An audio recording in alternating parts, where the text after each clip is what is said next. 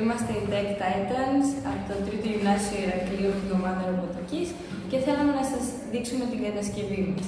Στο μάθημα της γυμναστικής αντιμετωπίζουμε το πρόβλημα ότι ποτέ δεν ξέρουμε πόσες μπάλες έχουμε και πόσες έχουμε χάσει.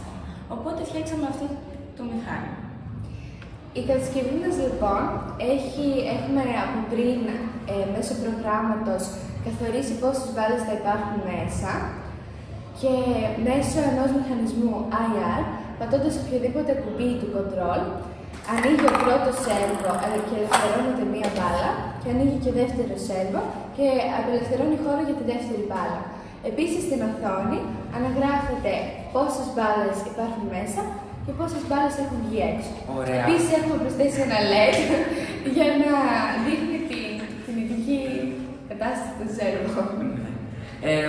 Πιστεύουμε ότι αυτό το μηχάνημα μπορεί να χρησιμοποιηθεί σε αθλητικούς αγώνες για να ξέρουν οι γυμναστές πόσες ακριβές μπάλες έχουν και να έχουν σωστή οργάνωση, το πούμε έτσι.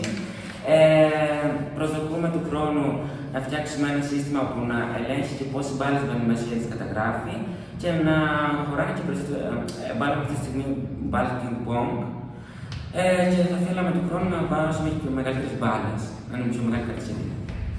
Η ομάδα μας αποτελείται από 4 άτομα, τα οποία δουλέψαμε όλοι μαζί για να φτιάξουμε την κατασκευή.